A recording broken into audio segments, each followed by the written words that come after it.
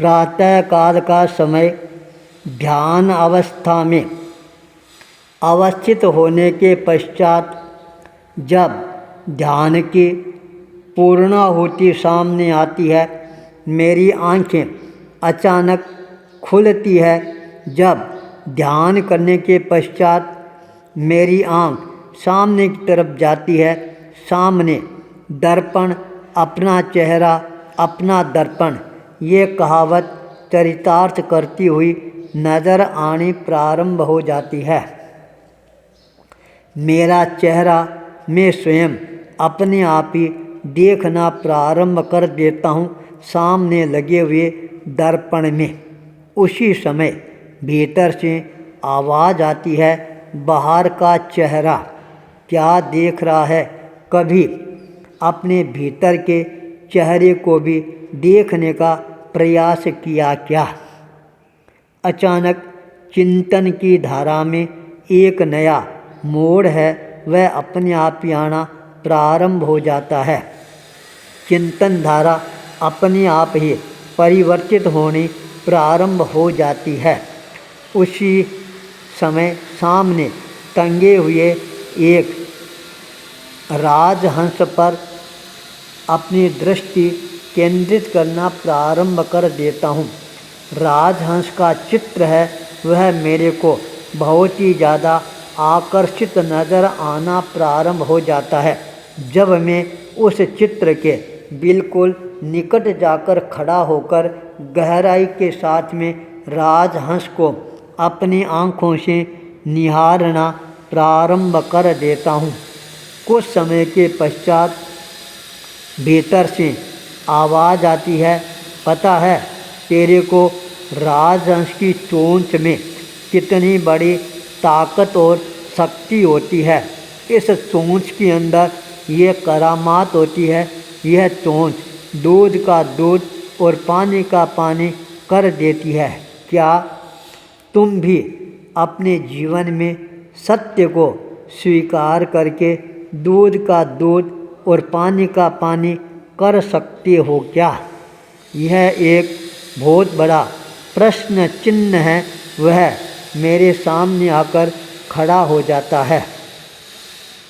चिंतन की धारा और ज़्यादा प्रखरता के साथ आगे बढ़नी प्रारंभ हो जाती है। उसी समय लाल लाइट अपने आप ही जल जाती है। वह लाल लाइट जगने के साथ ही भीतर से आवाज़ आती है, क्या तुम भी अपने जीवन में कभी एक जगह पर स्थिर होकर रह सकते हो क्या? जब तक लाइट पुनः परिवर्तित नहीं हो तब तक इस तरह के प्रश्न हैं, वह अपने आप ही भीतर में आने प्रारंभ हो जाते हैं। सामने दीवार पर लगे हुए चीते के चित्र पर मेरी दृष्टि और ज़्यादा गहराई के साथ केंद्रित होने प्रारंभ हो जाती है। उस समय भीतर से आवाज़ आती है, क्या तुम भी अपने आप को इतना शक्तिशाली बना सकते हो क्या? चीते की तरह इतनी तेज गति के साथ दौड़ने का अभ्यास कर सकते हो क्या? माइक द्वारा उसी समय उद्घोषणा होती है, कानों में गुंजायमान होती है, सूरज उगने वाला है। तत्काल भीतर से आवाज़ आती है, क्या तुम भी अपने भीतर के सूर्य की तरह अपने आप को ओजस्वी, तेजस्वी और वर्चस्वी बना सकते हो क्या? तत्काल मेरे दोनों हाथ जुड़ने प्रारंभ हो जाते हैं।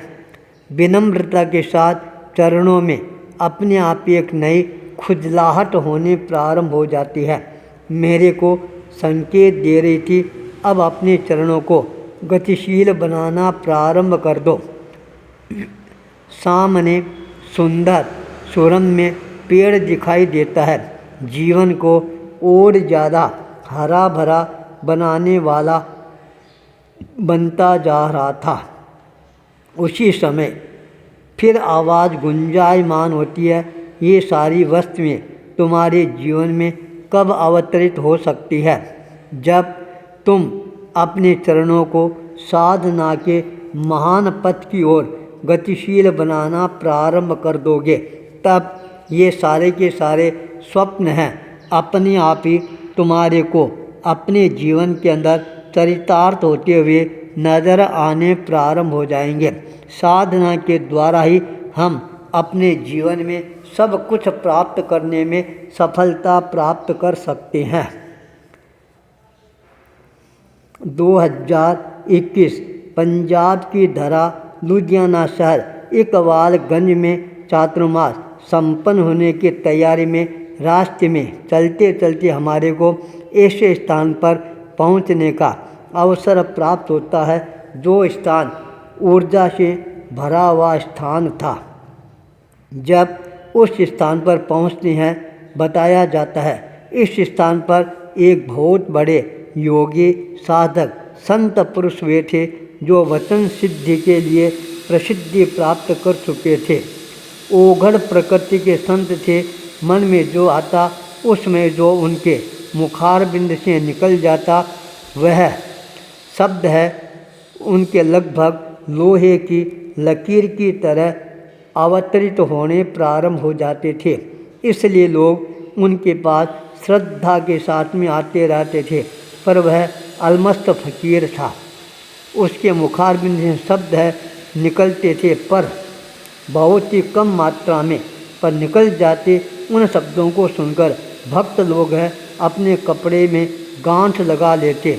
वह गांठ ही खोलते जब उन संतों की वाणी है वह बिल्कुल सही चरितार्थ होनी प्रारंभ हो जाती थी। जब मैं उस ओगरनाथ की उस धूनी पर जाकर खड़ा होता हूँ, अचानक मेरे भीतर एक नया वाइब्रेशन होता हुआ मेरे को नज़र आना प्रारंभ हो जाता है। भीतर में एक नई शक्ति का संचार होना प्रारंभ हो जाता है। पूरा शरीर है वह कंपाना प्रारंभ कर देता है।